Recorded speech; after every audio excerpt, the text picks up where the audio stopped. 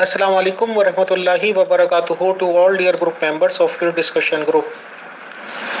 हम आज एक बार फिर से मोहतरम जाहिद खान साहब का पुरखुलूस इस्तकबाल करते हैं प्योर डिस्कशन ग्रुप में। उनको वेलकम कहते हैं एक और सवाल व जवाब की नशिस्त के लिए।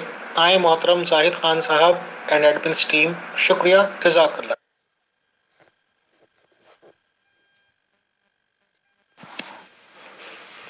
खुदा का सलाम हो।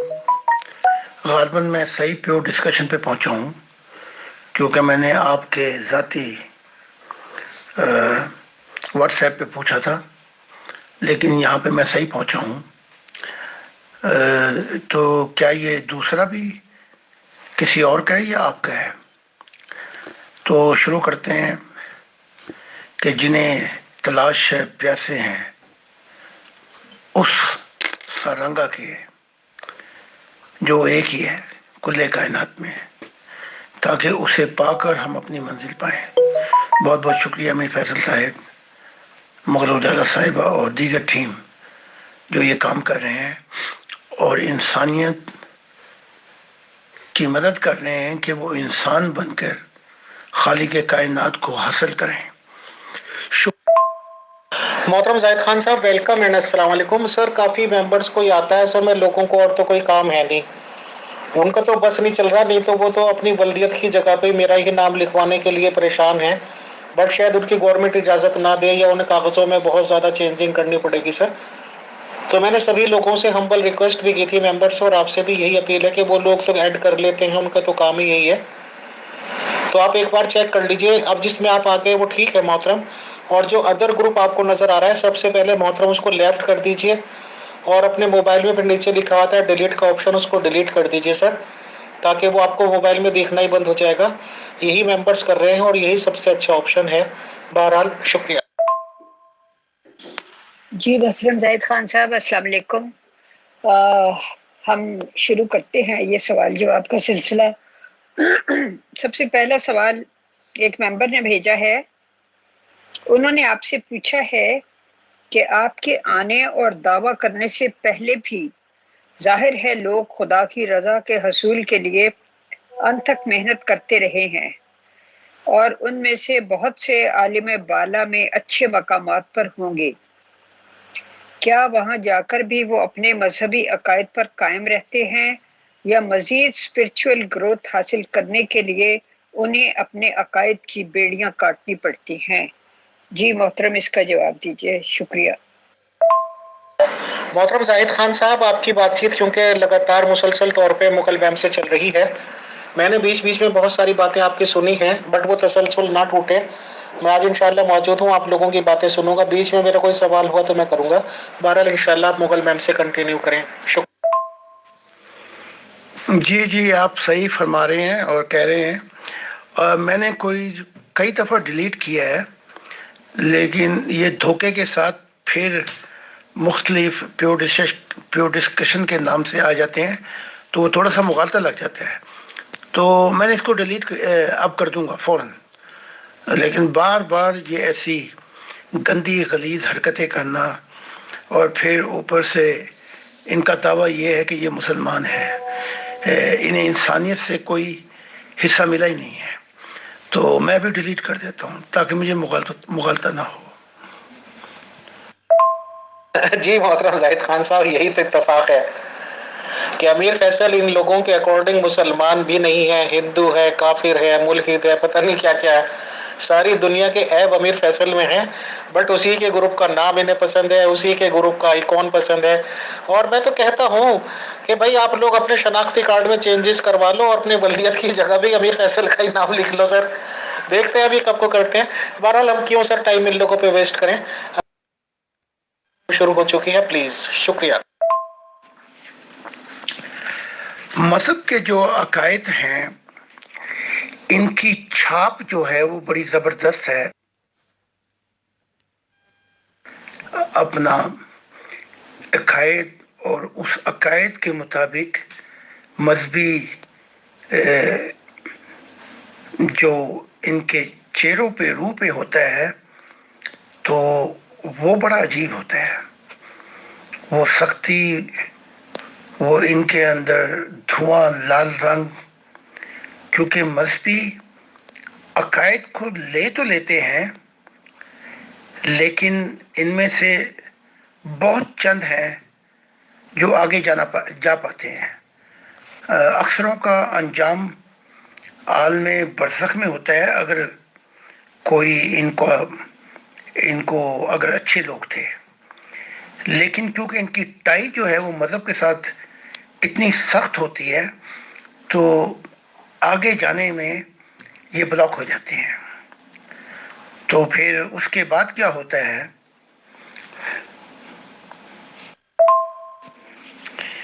یہ مذہبی چھاپ جو لگی ہوئی ہے اس کے اندر اگر دیکھا جائے تو مذہبی وہ لوگ جو نبی تھے یا ان کے صحاب تھے، ان پہ بھی بہت سی دھول اور اندھیرا میں نے دیکھا، کیونکہ ان کے عقائد کی بنا پر جو کچھ انہوں نے خون خرابے کیے، جو سختیاں دکھائیں، وہ اس قابل نہیں ہے۔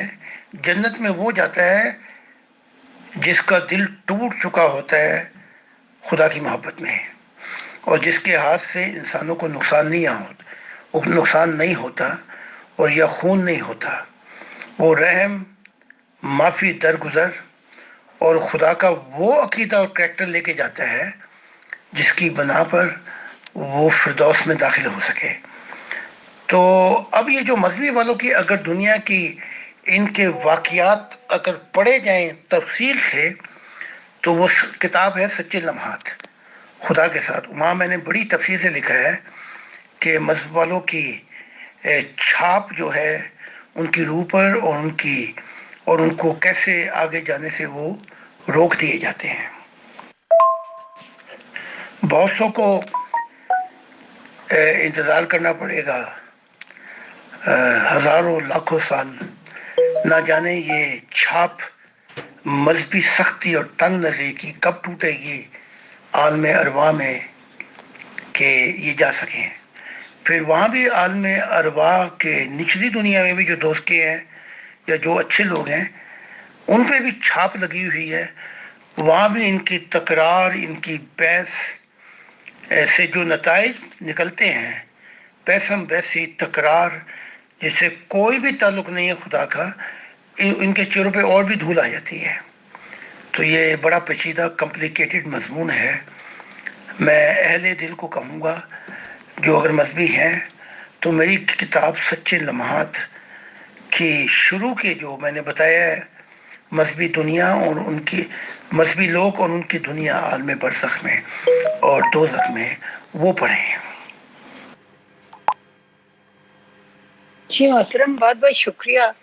لیکن یہ جو ایٹیچیوڈ ہوتا ہے ان لوگوں کا، جو سخت ایٹیچیوڈ ہوتا ہے مذہبی لوگوں کا، وہ ان کے اکابرین کا ہی سکھایا ہوا ہوتا ہے، کیونکہ انہی نے کہا ہوتا ہے کہ تمہارے اکابر کو کوئی برا کہے تو تمہیں اتنی بھی غیرت نہیں ہے کہ تم اس کو جواب دو، یا تم وہاں پہ بیٹھے مت رہو، تم وہاں سے اٹھ جاؤ، وہاں سے چلے جاؤ۔ تو اس دنیا میں ان کو مسلسل یہی سکھایا جاتا ہے۔ انہیں کہا جاتا ہے کہ تمہارے باپ کو کوئی گالی دے تو کیا تم اس کے ساتھ ڈھنگ سے بات چیت کر سکتے ہو؟ تو تم اس سے بھی ہزار گنا بڑی شخصیت ہے تمہارا پیغمبر، اس کو کوئی برا بھلا کہہ رہا ہے یا اس کو کرٹیسائز کر رہا ہے تو تم کس طرح بے غیرت کی طرح چپ بیٹھے ہوئے ہو؟ تو یہ جو ساری باتیں یہاں سے سکھائی جاتی ہیں تو وہ پھر انسان کے اندر ایک چیز پختہ کر دیتی ہیں۔ تو یہ کس طرح سے لوگوں کی ٹریننگ کی جا سکتی ہے کہ اختلاف رائے ہوتا ہے، کوئی کسی سے امپریس ہو کے خدا کی طرف جانے کا راستہ چنتا ہے، کوئی کسی سے امپریس ہو کے خدا کی طرف جانے کا راستہ چنتا ہے، تو مین تو خدا کی طرف جانا ہے نا، باقی یہ تو سب راستے ہیں۔ تو یہ بات کیسے ایکسپلین کی جائے اچھے طریقے سے؟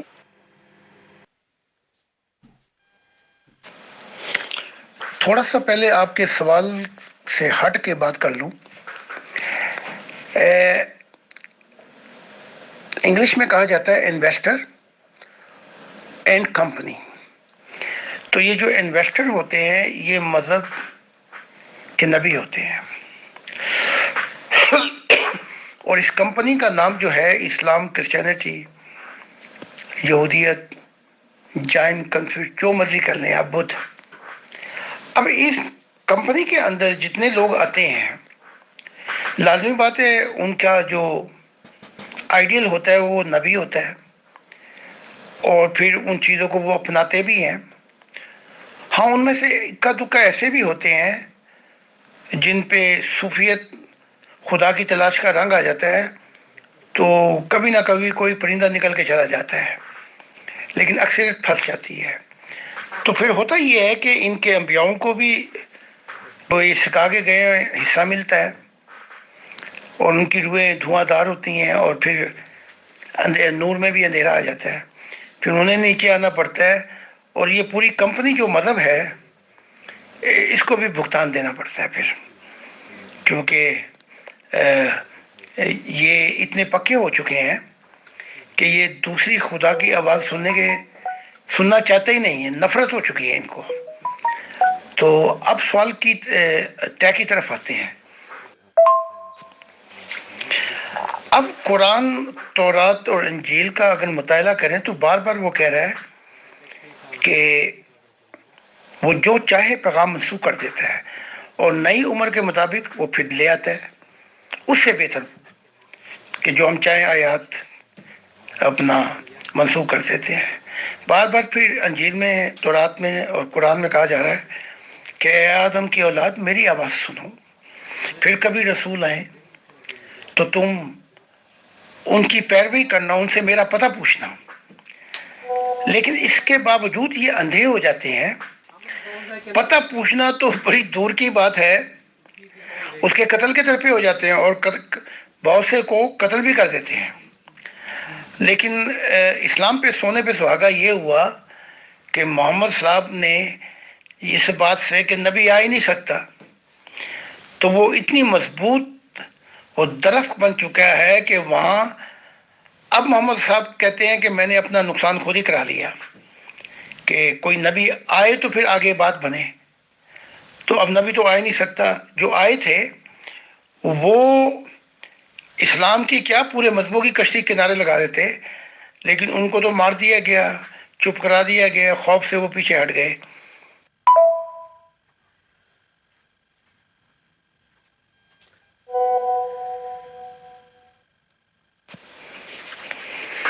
اب ان مذہبوں کے اندر کبھی کبھار اکا دکا کوئی موتی مل جائے جو ان مذاہب کی پیچیدگیوں اور بھنوروں سے نکل کر خدا کی تلاش میں نکلے، تو پھر وہ مذہب جوگا نہیں رہتا، پھر وہ مذہب سے باہر ہو جاتا ہے. لیکن نقصان یہ ہو گیا سب سے زیادہ کہ وہ اگلی بات نہیں بتا سکتا، کیونکہ پہرے لگے ہوئے ہیں مذہب کے کہ اگر یہ کچھ ایسی بات کریں الٹ پلٹ اپنی کتابوں سے باہر، ان کو مار دیا جائے. تو یہ معاملہ بڑا ہی دشوار ہو گیا ہے. اب خدا نے تو بہت سے نبی بھیجے تھے، ان کا بس نہیں چل سکا. اب میں آیا ہوں، اگر دیکھا جائے 6000 سال کے بعد، تو خدا کو کتنی فرشتوں کو کتنا غم ہے کہ وہ تلاش کرتے رہے اور ڈھونڈتے رہے. اب یہ آواز جو ہے خدا کی ہے اس وقت، اس لیے خدا نے مذہبوں کی سب لپیٹ دی ہے، اور خدا کہہ رہا ہے میری آواز کو سنو. یہ فرشتوں کا دور نہیں ہے، یہ مذہبوں کا دور نہیں ہے. اب اس کے لیے وقت لگے گا، کیونکہ ایک بیج کو پانی دیتے ہیں، اس کی دیکھ بھال کرتے ہیں، اس کو سیراب کرتے ہیں، پھر جا کے کبھی درخت بنتا ہے. تو کام تو ہو گیا ہے، خدا نے کہا، لیکن اب اس کے لیے وقت لگے گا کہ ان کے ایٹیٹیوڈ بدلیں. اچھا، اب اس کے جو نتائج، وہ کام جو ہو رہا ہے وہ یہ ہے کہ عیسائیت میں سے لوگ چرچوں سے بیزار ہو چکے. عامدیت میں دیکھتا ہوں تو نئی نسل بیزار ہو چکی ہے. ان کے سوال اور ہیں، ان کو جواب دیا جاتا ہے قرآن سے، ان کے دماغ میں نہیں پڑتی. تو مذہبوں سے لوگ اب بیزار ہو چکے ہیں. یہ بیزاری جو ہے یہ بتا رہی ہے کہ ایک لمبی رات کے بعد پھر اجالا ہونے لگا ہے. محنت بہت ہے کہ رات کی تنہائی سے گھبرانے والوں اسی رات کی آغوش میں سویرا ہے. تو اب جو یہ نکلا ہے، جیسے خدا نے مجھے کہا، یہ سیکولر سوسائٹی، یہ ورلڈلی سوسائٹی، یہ الحاد سوسائٹی، یہ جو ہے یہ مذہب سے نہیں نکلے تھے، یہ تلاش میں نکلے تھے. تو یہ اب گھوم کے جو ہے خدا کے مددگار ہوں گے، یہ خدا نے کہا ہے. تو اب یہ وقت درکار ہے. اچھا، اب اس کے جو نتائج، وہ کام جو ہو رہا ہے وہ یہ ہے کہ عیسائیت میں سے لوگ چرچوں سے بیزار ہو چکے. عامدیت میں دیکھتا ہوں تو نئی نسل بیزار ہو چکی ہے. ان کے سوال اور ہیں، ان کو جواب دیا جاتا ہے، قرآن سے ان کے دماغ میں نہیں پڑتی. تو مذہبوں سے لوگ اب بیزار ہو چکے ہیں. یہ بیزاری جو ہے یہ بتا رہی ہے کہ ایک لمبی رات کے بعد پھر اجالا ہونے لگا ہے. محنت بہت ہے کہ رات کی تنہائی سے گھبرانے والوں، اسی رات کی آغوش میں سویرا ہے. تو اب جو یہ نکلا ہے، جیسے خدا نے مجھے کہا، یہ سیکولر سوسائٹی، یہ ورلڈلی سوسائٹی، یہ الحاد سوسائٹی، یہ جو ہے یہ مذہب سے نہیں نکلے تھے، یہ تلاش میں نکلے تھے. تو یہ اب گھوم کے جو ہے خدا کے مددگار ہوں گے، یہ خدا نے کہا ہے. تو اب یہ وقت درکار ہے.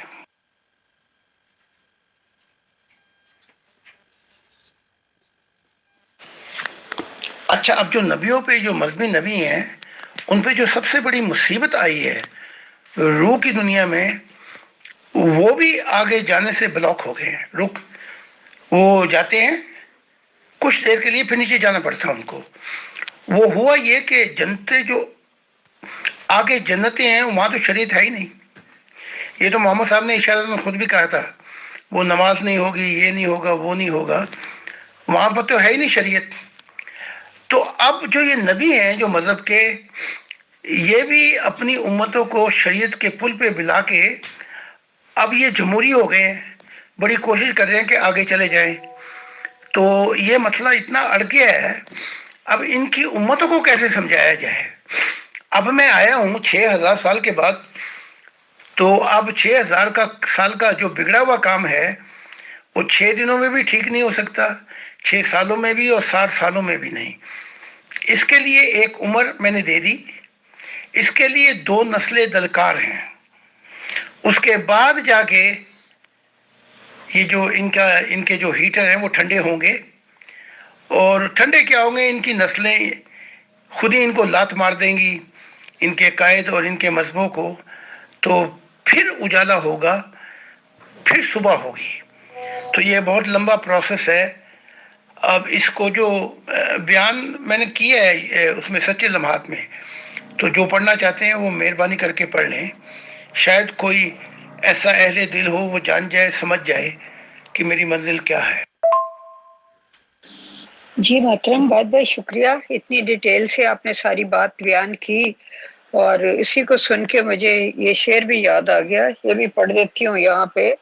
شریعت دے اچے دروازے، راہ فقردہ موری ہو، عالم فاضل لنگن نہ دین دے، جو لنگدا سو چوری ہو. تو یہ جو ہوتی ہے، یہ قوانین اور یہ بنائے ہوئے اور یہ سب راستے میں بہت بڑی وہ آ جاتی ہیں رکاوٹیں کہ اس طریقے سے چلو اور اس طریقے سے چلو. تو بہرحال جس کو خدا کو پانے کی طلب ہوتی ہے وہ کوئی نہ کوئی راستہ اس کے بیچ میں سے ڈھونڈ لیتا ہے اور اس پہ چل لیتا ہے. اب سوال یہ ہے کہ یہ نہیں ہے کہ صرف انبیاء کی حد تک یہ لوگ پوزیسو ہوتے ہیں اور اتنے ریجڈ ہوتے ہیں اور اس پہ لڑنے مرنے کو تیار ہوتے ہیں، بلکہ نیچے اتر کے اپنے اپنے عالم، اپنے اپنے شیخ اور پیر کے حق میں بھی بالکل اسی طرح لڑتے ہیں اور سمجھتے ہیں کہ اگر آپ اس پیر کے مرید نہیں ہیں تب بھی آپ بخشے نہیں جائیں گے. اور اپنے اپنے پیروں کے حق میں سارا سارا دن میں تو دیکھتی ہوں گروپوں میں بھی بیٹھے سارا دن ایک دوسرے کو جھٹلاتے، گالیاں دیتے، ایک دوسرے کے نقص نکالتے رہتے ہیں، اور بجائے اس کے کہ اپنی روحانی حالت کو بہتر کرنے کی کوشش کریں اپنے اپنے حق میں دلائل دیتے رہتے ہیں. تو یہ ایک بہت ہی افسوسناک صورتحال ہے. تو آپ کا کیا خیال ہے، یہ جو بیماری ہے یہ انبیاء سے نیچے اتر کے اپنے اپنے پیروں اور شیخوں اور ان تک بھی شفٹ ہو چکی ہے؟ میں تو اس معاملے میں سمجھتی ہوں کہ ٹھیک ہے، اگر آپ کو کسی ایک بندے کو کسی پیر کے ذریعے یا کسی شیخ کے ذریعے حق ملا ہے تو ٹھیک ہے، بڑی اچھی بات ہے، اس کی رسپیکٹ کرو، اور دوسروں کو ان کے کسی شیخ کے ذریعے ملا ہے تو اس کی بھی رسپیکٹ کرو۔ تو سب کی رسپیکٹ کرنے میں ان لوگوں کو کیا مشکل حائل ہے؟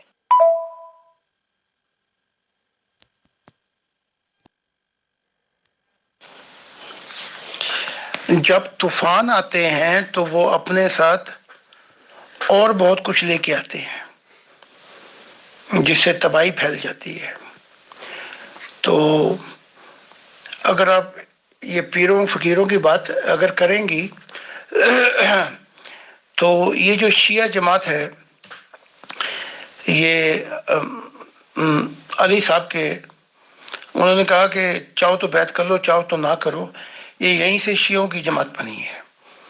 اور اس کے بعد پھر عباسیہ، پھر معاویہ، امیہ، بنو امیہ، اور یہ سارے فرقے تھے۔ تو یعنی کہ اقبال نے بھی کہا کہ تم وہ کیا ہے، تم سید بھی ہو، شیخ بھی ہو، پتہ نہیں کیا کیا ہو، یہ تو بتاؤ کہ تم مسلمان بھی ہو۔ تو پھر جب یہ سلسلہ چلتا ہے ٹوٹ پھوٹ کا، تو پھر وہ بہت دور تک جاتا ہے۔ تو اس کی چوٹ پھر آپ یہاں بھی دیکھتے ہیں کہ یہ ہمارے امام ہیں، یہ تمہارے امام ہیں، اور ہم ان کو مانتے ہیں۔ پھر یہ آگے سے پھر وہی فرقہ سلسلہ شروع ہو جاتا ہے اپنا اولیاء اللہ کے اندر، یہ اولیاء کی جماعت کے اندر بھی۔ تو پھر وہ کہتے ہیں جب آگ لگتی ہے تو وہ آگ یہ نہیں دیکھتی کہ وہ کس کس کو جلائے گی، وہ پھر سارے گلشن کو جلا دیتی ہے۔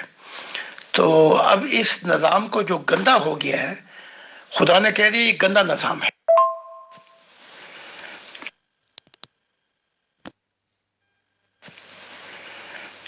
اب یہ پانی جو ہے یہ بدبودار ہو چکا ہے، اور خدا نے کبھی اس زمین کو چھوڑا نہیں، ہمیشہ ہی انبیاء بھیجتا رہا ہے، کچھ نہ کچھ بہتر، کچھ نہ کچھ بہتر ہوتا رہا ہے۔ تو اب اس کو اگر فرض کر لیں، اگر میں اسلام کے اندر یہ مشن چلاتا، پہلے تو انہوں نے مجھے مار ہی دینا تھا، لیکن اگر کوئی گنجائش اتنی ہوتی تو اتنے مسائل آ چکے ہیں ان فرقوں کے اندر کہ ایک جیون کیا، مجھے 1 کروڑ جیون چاہیے ان مسائل کو حل کرنے کے لیے۔ جیسے ایک ہمالائے کا پہاڑ ہے اور آپ سوراخ کر کے دوسری طرف جائیں تو آپ دیکھ لیں کتنا زمانہ لگے گا آپ کو۔ اس لیے خدا ایک ایسی تعلیم لے آیا ہے جو ان پہاڑوں مذہبوں پہ سے پرواز کر جائے اوپر سے۔ تو یہ نئی تعلیمات ہیں۔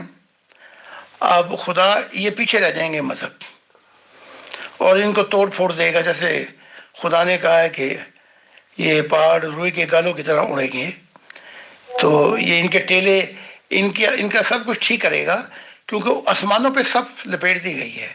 تو اب جو پرواز کا سلسلہ ہے وہ یہ ہے کہ یہ جو تعلیمات آئی ہیں، مجھے ملے یا نہ ملے، زندہ خدا سے مل سکتا ہے۔ تو وہی بات آ گئی کہ ایک وقت درکار ہے۔ تو خدا نے مجھے پھر دیکھ لیا کہ اگر مجھے بھیجتا ہے، مجھے رکھتا ہے ایشیا میں، ایک تو میں مارا گیا، دوسرے مجھے لاکھوں سال چاہیے، تو پھر اس نے ایسی قوم کو چنا جو جلدی سے سفر کر کے خدا کی نور اور خدا کی تعلیمات زمین پہ پھیلا دے۔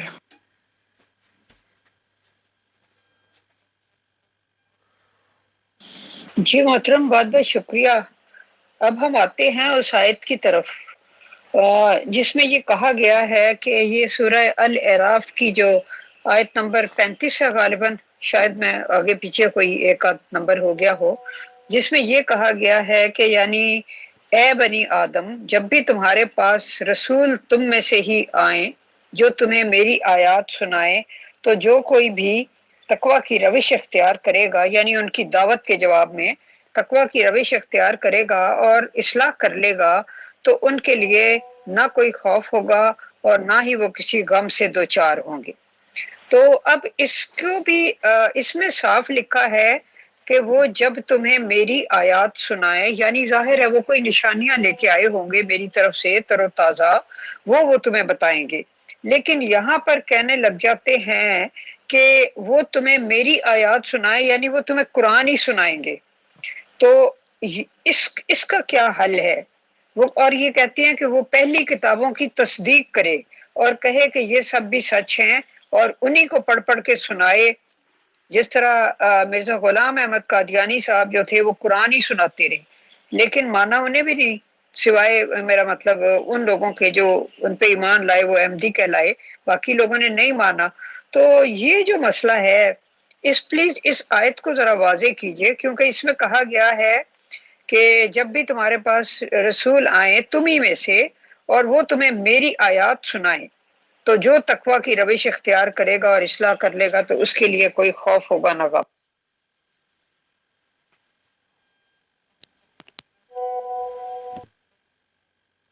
اور ان آیات کو جو پڑھے گا وہ قادیانی ہوگا۔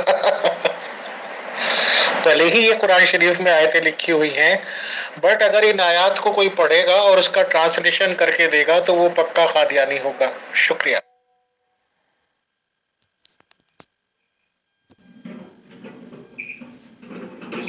کوئی ہندو، کوئی مسلم، کوئی عیسائی ہے، سب نے انسان نہ بننے کی قسم کھائی ہے۔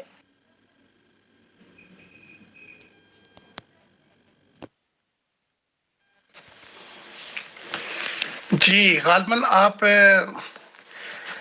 یہ ہے وہ یا بنی آدم اما یاتی جنکم رسل منکم یقصون علیکم من آیاتی، غالباً من آیاتی فمن اتقى واصلح فلا خوف علیہم ولا هم یحزنون۔ اس آیت کو سمجھنے کے لیے آپ یہ دیکھ لیں کہ جو نبی آئے گا، یہیں پہ جھگڑا پڑتا ہے، وہ ہماری آیات سنائے گا آپ کو۔ آیات سے مراد نہیں کہ وہ رٹے لگائے گا تورات، انجیل اور قرآن کے، بلکہ وہ ایک ایسا پیغام لے کے آئے گا جو اس وقت کے حالات، اس وقت کی جو سوسائٹی ہوگی اس کے مطابق وہ نئی تعلیمات کو لے کے آئے گا۔ اچھا، اس آیت کو لے کر اگر آپ اس آیت کو لیں تو یہ لکھا ہوا ہے وَلَا خَوْفٌ عَلَيْهِمْ وَلَا هُمْ يَحْزَنُونَ، ہم خوف اور غم سے نجات دے دیں گے۔ اب خوف اور غم جو ہے یہ جنت کا ماحول ہے۔ اب اس جنت کے ماحول میں پہنچنے کے لیے جو مذہبی اندھے ہیں انہیں قدم رکھنا پڑے گا مشاہدے کی دنیا میں، جو اور بھی مشکل ہے۔ لیکن اسی آیت کو لے کر اگر ہم اس آیت کو بھی دیکھ لیں کہ ہم جو چاہیں آیت منسوخ کر سکتے ہیں، اس سے بہتر پیغام لا سکتے ہیں، تو وہ خدا جو کہہ رہا ہے کہ میں ان کی کتابوں کی جو چاہوں تعلیم منسوخ کر دوں، تو وہ تصحیح کیسے کرے گا آنے والا نبی؟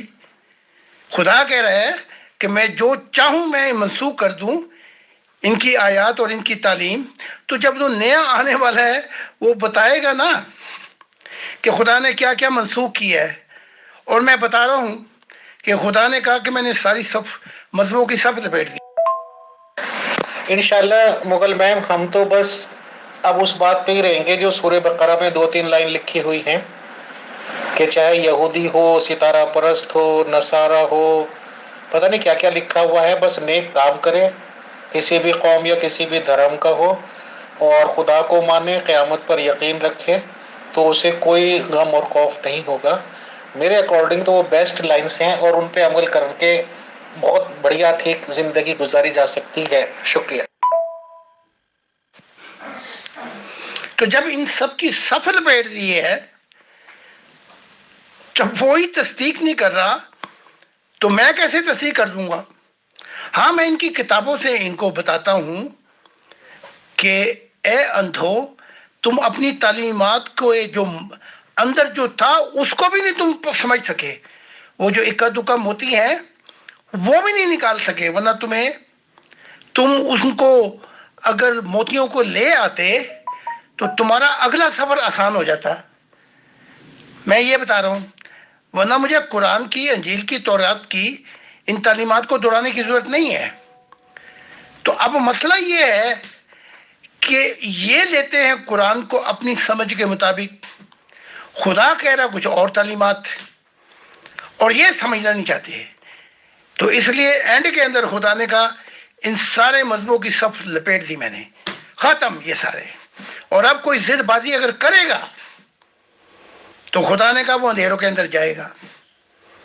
تو اب حالات جو ہیں، اب سارا کا سارا انحصار جو ہے وہ وقت پر ہے اور مستقبل پر ہے۔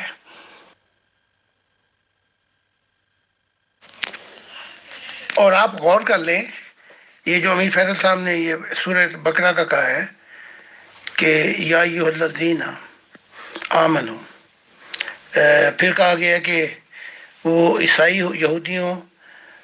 یہودی و صائبین، کوئی بھی ہو، یہاں تو اسلام کا نام بھی نہیں آیا ہے، یعنی کہ یہودی، عیسائی، ستارہ پرست، من آمن باللہ والیوم الآخر، جو بھی ایمان لے کے آئے گا اپنا آخرت پر اور اچھے نیک زندگی گزارے گا، یہ عمل کرے گا، تو ان کا حصہ ان کو ملے گا۔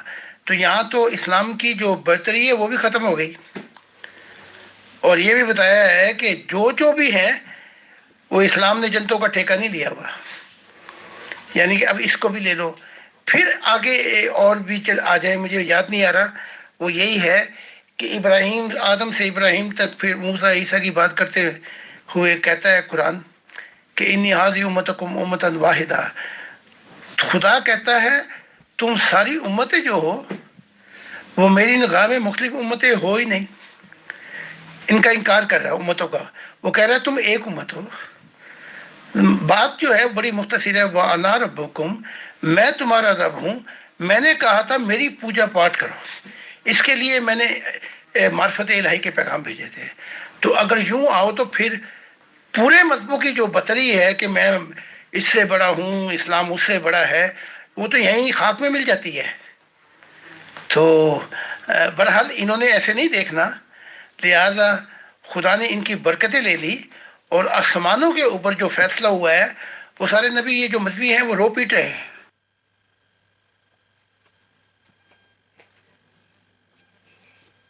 جی محترم، بہت بہت شکریہ۔ یہ جو اوپر بات چیت چل رہی ہے اسی کے ریگارڈنگ ایک سوال آیا ہے۔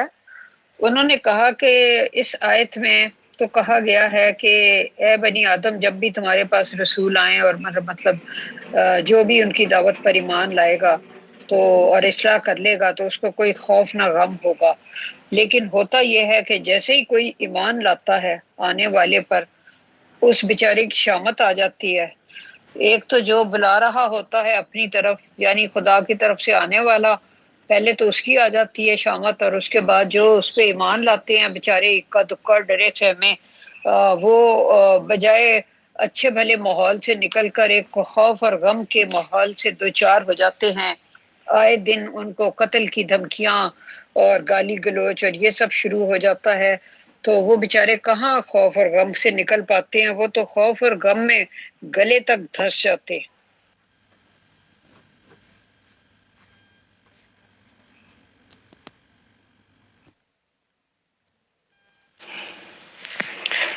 ہاں یہ تنگ دروازہ ہے، لیکن بعد میں یہ ہمیشہ کی زندگی کے اندر کھل جاتا ہے۔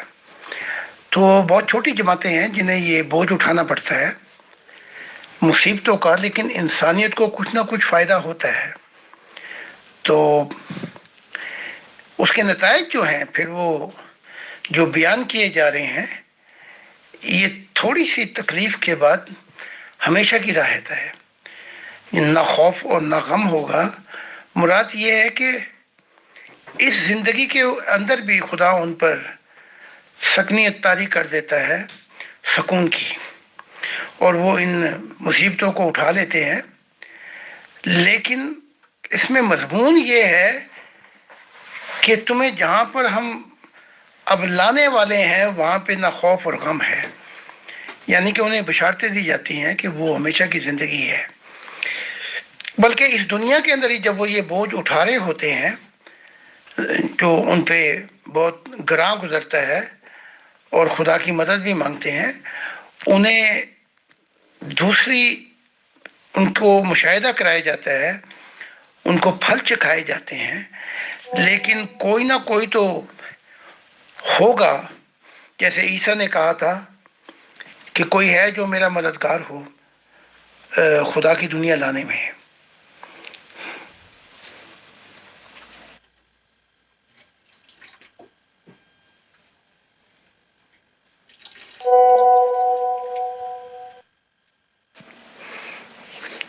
تو یہ جو مددگار ہوتے ہیں، یہ ہوتے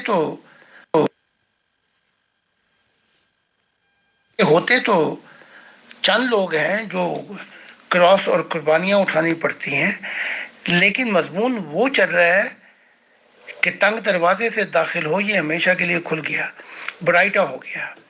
یعنی کہ مضمون یہ چل رہا ہے، جو کچھ انہیں قربانیاں یا بوجھ اٹھانے پڑتے ہیں وہ انسانیت کے لیے اٹھانے پڑتے ہیں، لیکن پھر جو راحت ہے وہ نہ ختم ہونے والی ہے۔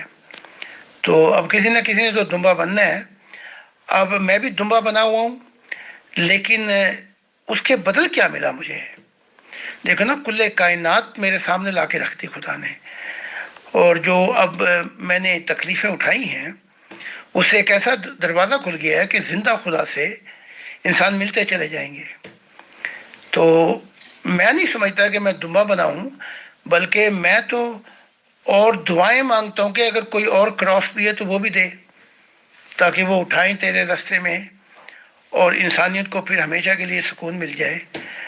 تو یہ بلکہ مجھے تو خوشی ہے، 50 سال ہو گئے ہیں، وہ جو سکون جو وہ ملا مجھے سب کچھ، وہ تو اس کے مقابلے میں تو یہ دکھ و تکلیف ایک چھوٹا سا نقطہ بھی نہیں رہا۔ تو یہ ہے، دیکھنے کا ہے، نظر کا شوق، کہ کوئی کیسے دیکھتا ہے، کوئی کیسے دیکھتا ہے۔ جی محترم، آپ نے بڑی اچھی بات کی۔ یہ شروع کا ہی تھوڑا حصہ ہوتا ہے، اور صوفیہ کرام فرماتے ہیں کہ عشق حقیقی اور عشق مجازی میں فرق ہی یہی ہوتا ہے کہ عشق حقیقی جو ہے وہ شروع میں بہت مشکل اور تکلیف دہ مراحل اس میں آتے ہیں، اور اس کے بعد جو ہوتا ہے وہ پیسفل ہو جاتا ہے۔ اور جس کے لیے یہ شعر بھی کسی نے کہا ہے کہ عشق اول سرکش و خونی بود، تا گریزد ہر کے بیرونی بود۔ شروع میں یہ عشق جو ہے یہ بہت سرکش خونی دکھائی دیتا ہے، تاکہ ہر جو گھٹیا کمینہ اور اس قابل نہیں ہے وہ اس سے دور رہے اور اس سے پرے رہے اور اس راستے پر قدم نہ رکھے۔ اور دوسری طرف جو عشق مجازی ہوتا ہے وہ شروع میں بہت دل لبھانے والا اور خوش کن اور بڑا مسحور کن دکھائی دیتا ہے، لیکن اس کا جو انجام ہوتا ہے وہ یا جدائی یا قتل یا خودکشی پر ہوتا ہے۔ تو ان دونوں عشقوں میں یہ فرق ہے۔ اب میں اگلا سوال پوچھتی ہوں جو ایک ممبر نے بھیجا۔ ہمارے ایک محترم ممبر صاحب نے پوچھا ہے کہ محترم زاہد خان صاحب یہ بتائیے کہ انسانی بچے کی عمر کتنی ہوتی ہے جب شیطان اس پر اثر انداز ہونا شروع ہو جاتا ہے؟ وہ شیطان تو بعد میں آتا ہوگا، یہ ہمارے گھر کے اندر جو شیطان بیٹھے ہوئے ہیں، جیسے بلے شاہ نے کیا کہ جو گھر میں بیٹھے اس کو پکڑا ہی نہیں۔ یہ جو گھر کے شیطان ہیں، یہ اپنے جاہلانہ عقائد زبردستی ٹھوس کے ڈال دیتے ہیں بچے کے اندر، اور پھر وہ ان عقائد کو لے کے انتہا پسند بن کے اسی اینک سے دیکھتا ہے۔ تو یہ کام تو یہ گھر سے جو یہ شیطان آلے دوالے یہ کرتے ہیں کام، اور وہ جو یونیورسل شوائیں ہیں وہ بند کر دیتے ہیں۔ پھر بچہ جو ہے وہ جسمانی طور پہ بڑھتا رہتا ہے، لیکن جو روح کے مسائل ہیں اس میں پھر روح کی کوئی ترقی نہیں ہوتی، روح نہیں بڑھتی۔ تو یہ گھر کے شیطانوں کا کیا کریں؟ جو ایک کھلا شیطان ہے اس کے آمنے سامنے آتا ہے تو اس کے لیے کچھ کیا جا سکتا ہے۔ اب یہ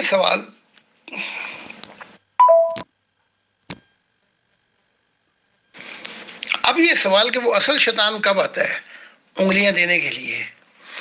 بھائی یہ جو ہم نے یہ جو گھر کے شیطان تھے، انہوں نے تو بنیاد پہلے ہی بنا دی۔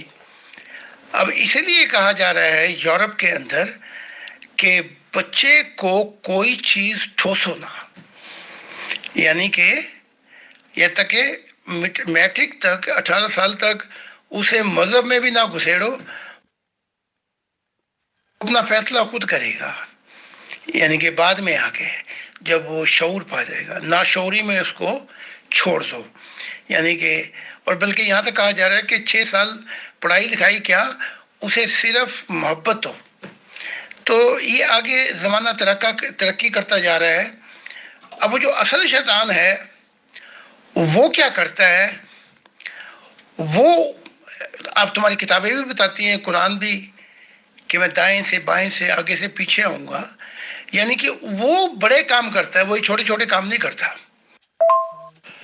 وہ کہتا ہے میں دائیں سے آؤں گا، ان کی جو روحانیت ہوگی، جو ان کی روحانیت ترقی کرنے والی ہوگی، وہاں پہ رکھنے ڈالوں گا، میں وہاں ان کو اندھا کر دوں گا، کہوں گا کہ مذہب پکڑ کے بس لٹکے رہو، اسی پہ زندگی گزارو، اپنی خواہشیں بھی پوری کرو اور جنت کی امید بھی رکھو، دوزخ کی، جنت کی امید اور دوزخ سے پناہ۔ تو وہ بڑے بڑے کام کرتا ہے۔ بائیں طرف سے آؤں گا، انہیں میں دنیائی فکروں میں پھنسا دوں گا۔ آگے سے آؤں گا، میں یہ اتنے اندھے ہو جائیں گے، کھلا کھلا دیکھیں گے کہ ہم کھلا کھلا دیکھیں گے کہ ہم یعنی کہ تباہ ہو رہے ہیں، لیکن پھر بھی ان کے دماغ میں، شعور میں کوئی صحیح مثبت سوچ نہیں آئے گی، پازیٹیو تھی۔ پیچھے سے آؤں گا، پیچھے سے مراد یہ ہے کہ جب سارے کام ہو جائیں گے تو ایک ہی دھکا دوں گا، ایک ہی لات ماروں گا کہ گریں گے جا کر۔ تو وہ کام اپنے کر رہے ہیں، بڑے بڑے کام جو اس کے تھے، اور یہ کہہ کے اس نے کہہ دیے وَلَا تَجِدُ أَكْثَرَهُمْ شَاكِرِينَ، تو ان میں سے اکثر کو ناشکر گزار پائے گا۔ ہاں،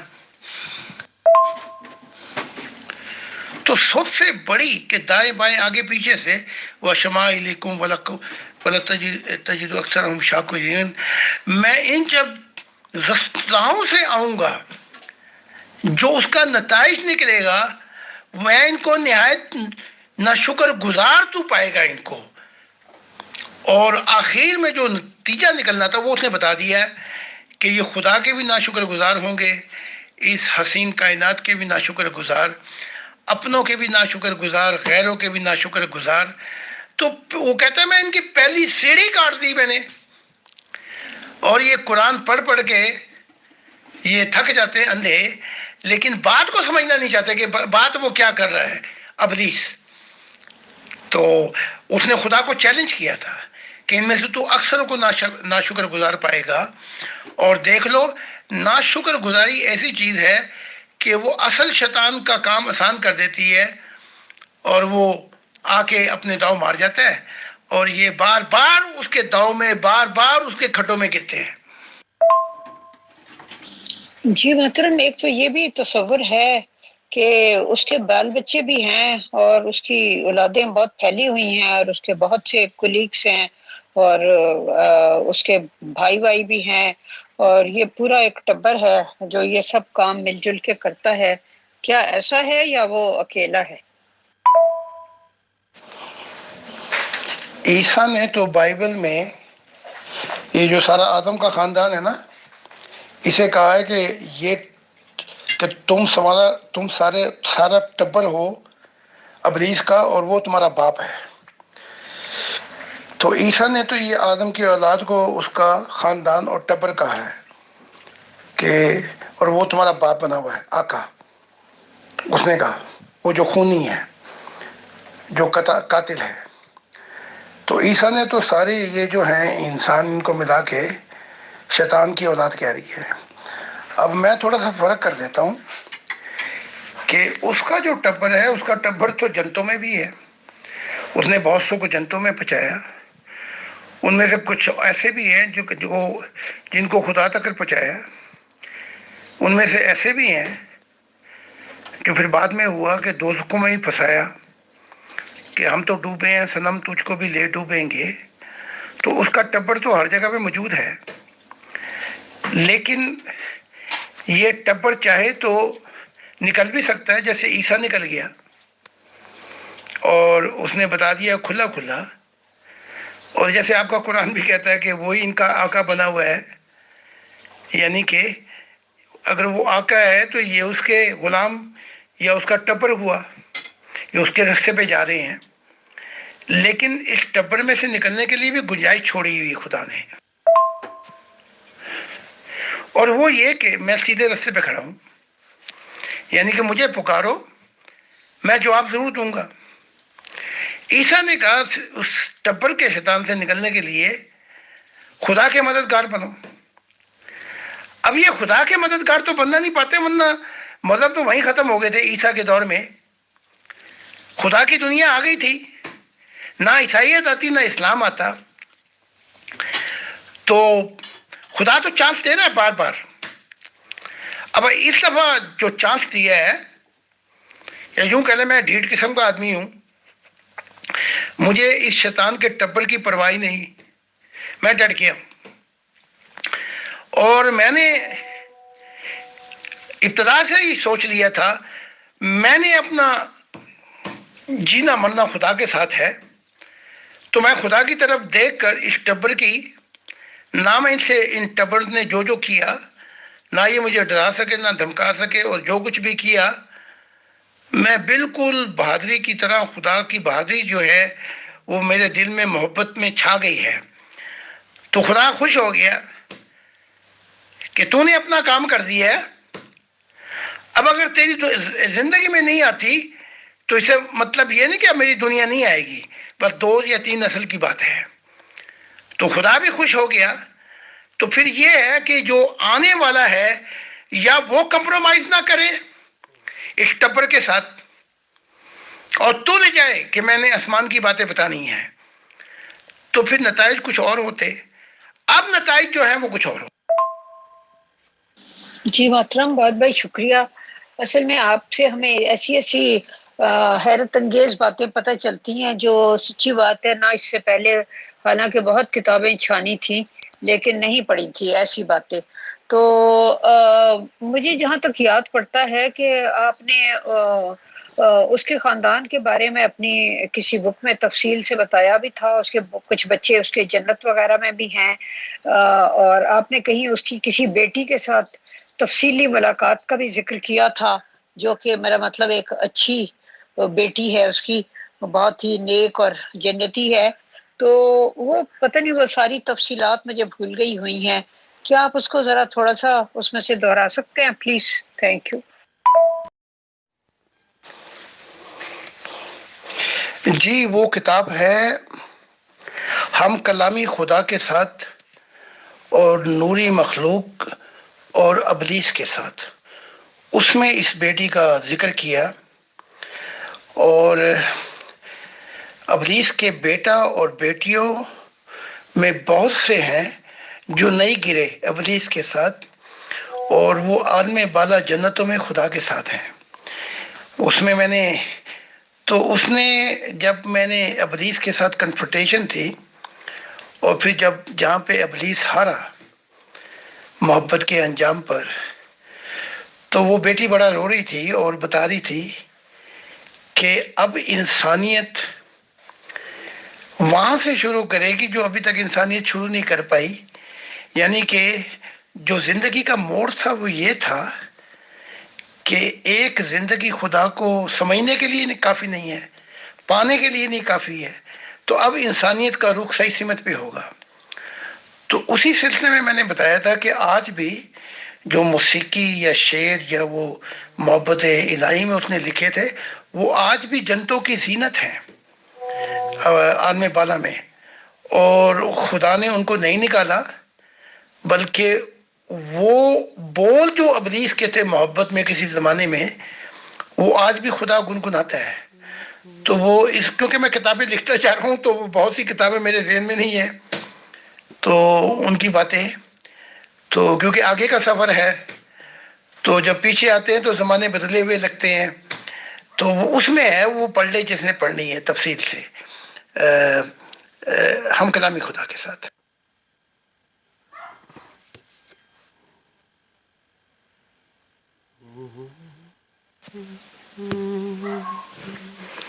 تو اگر آپ یوں دیکھیں تو یہ اپنے آپ پر خود ہی لعنت کرتا ہے. تو وہ مجھے ان کا ایدی صاحب کا بڑے اچھے انسان تھے، مذہب سے نکل کر انسانیت پہ آ کے بہت ہی حسین قسم کے انسان نکلے. تو جب یہ حج کرنے گئے تو جہاں پہ وہ کنکریاں مارتے ہیں نا شیطان کو، تو انہوں نے کنکریاں کٹھی کر کے تھیلے میں ڈالنی شروع کر دی. تو انہوں نے کہا بھائی یہ کیا کرتا ہے، یہ کنکریاں شیطان کو مارنی ہے. تو وہ ایدی صاحب نے کہا کہ نہیں، اس کو مارنے کی کیا ضرورت ہے، مجھے یہ کنکریاں میں جمع کر رہا ہوں کیونکہ اصل شیطان تو پاکستان میں بیٹھے ہیں، ان کو جا کے میں نے یہ کنکریاں مارنی ہے. تو انسانیت نے جو کچھ سکھایا وہ ایدی صاحب کو وہ مذہب بھی نہیں سکھا سکا. تو آج بھی پتہ نہیں، بہت سے لوگ تو انہیں کہتے ہیں یہ اسلام سے نکلا ہوا ہے، لیکن انسانیت کی معراج دیکھیں کہ وہ انسان اپنی ساری زندگی دے گیا انسانوں کے غم اور ان کے دکھوں کو مٹانے کے لیے. جی محترم، میری بھی ایک دوست تھی، وہ اور اس کا میاں حج کے لیے گئے تھے، تو وہ کہنے لگی کہ میرے میاں نے کنکریاں نہیں ماری وہاں پہ نا. بتھیرا میں نے کہا کہ یہ مراسم حج ہے، تو اس نے کہا کہ نہیں، پھر پاکستان میں واپس جا کر اسی سے واسطہ رہتا ہے. تو وہ پھر کیا کہے گا کہ تم نے آنکھیں بدل لی میرے ساتھ، وہاں جا کے بے وفا ہو گیا تھا. تو میرا فرینڈ ہے، میں نہیں مار سکتا.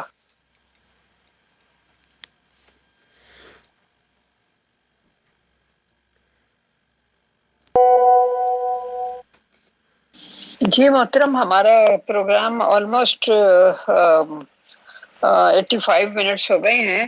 تو آخر میں اگر آپ عالم بالا کی کسی ہستی کے بارے میں بتانا چاہیں تو بتا دیں، تو پھر ہم اس پروگرام کو سمیٹ لیتے ہیں، کیونکہ میرا خیال ہے 1-2 گھنٹے کے بعد ایک اور پروگرام ہے یہاں پہ، تو پھر دوبارہ سے گروپ بند کرنا پڑے گا فیصل بھائی کو. آج کیونکہ بات میں کرنا چاہتا تھا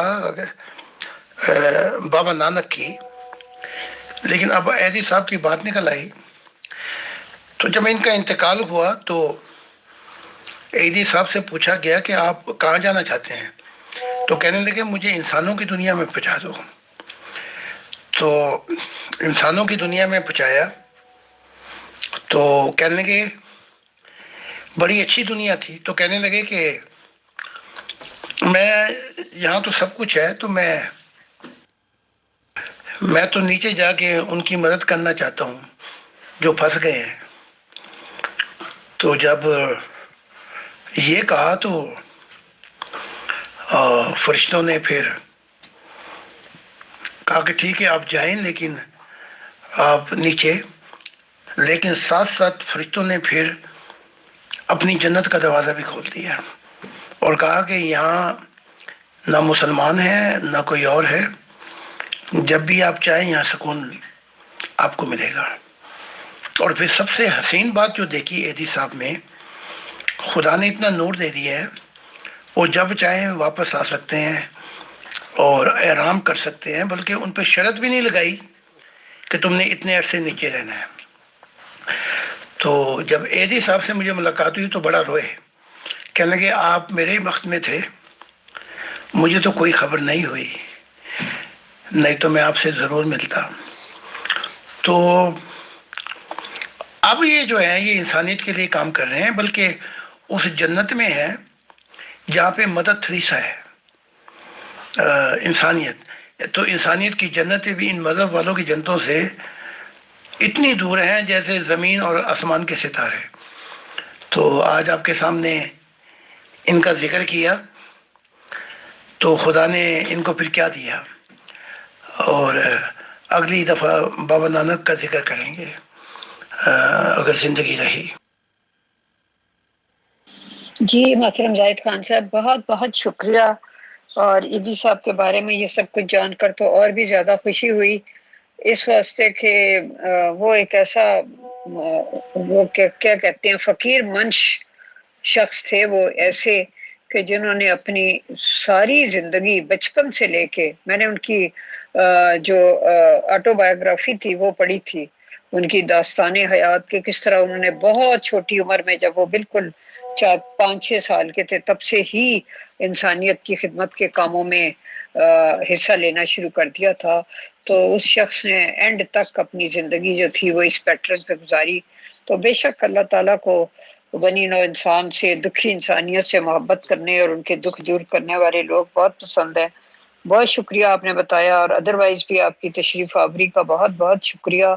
تو انشاءاللہ کل پھر جیسا آپ بتائیں گے اس کے حساب سے آپ سے ملاقات ہوگی. جی بھائی شکریہ اطہر بھائی. سوالات تو میرے پاس بہت سے ہوتے ہیں، ہمیشہ ہی ہوتے ہیں، آتے بھی رہتے ہیں، لیکن وہی بات ہے کہ پھر فیصل بھائی نے 2 گھنٹے کے بعد دوسرا پروگرام شروع کرنا، تو پھر لوگ اعتراض کرتے ہیں کہ گروپ اتنی دیر بند کیوں رکھا جاتا ہے. تو اس وجہ سے ہم انشاءاللہ باقی کل کریں گے بات چیت. بہت بہت شکریہ اور بہت جزاک اللہ محترم زاہد خان صاحب، مغل میم، اطہر بھائی اینڈ آل ایڈمنس ٹیم. ہمارے پیارے سبھی گروپ ممبرس کا بہت بہت شکریہ، اور انشاءاللہ نیکسٹ سوال و جواب کی نشست میں جلدی ہی ملاقات ہوگی. شکریہ، جزاک اللہ ٹو آل. میرے دل میں بھی جو محبت آپ کے لیے ہے، امیر فیصل صاحب کے لیے، وہ میں کبھی بھی بیان نہیں کر سکتا، کیونکہ سب سے بڑی جو خدمت ہو سکتی ہے کسی ایک انسان کو زندگی دے دینا ہے. کیونکہ کوئی شخص بھی جو انسانیت کی طرف آئے گا وہ معراج ہے اور آسانیاں پیدا کر دے گا انسانیت کے لیے. تو دیگر ٹیم کا بھی بڑا شکر گزار ہوں، اور پھر میں امیر فیصل صاحب اور آپ کا شکر گزار ہوں کہ یہ آپ اسے صحیح ڈیموکریسی کہتے ہیں کہ سب کو یکساں موقع دیا جاتا ہے کہ اپنی بات یہاں رکھ سکے اور بتا سکے. تو بہت بہت شکریہ آپ سب لوگوں کا. تو ٹھیک ہے، وہ اطہر صاحب کہیں جا رہے ہیں تو کوئی بات نہیں. خدا حافظ.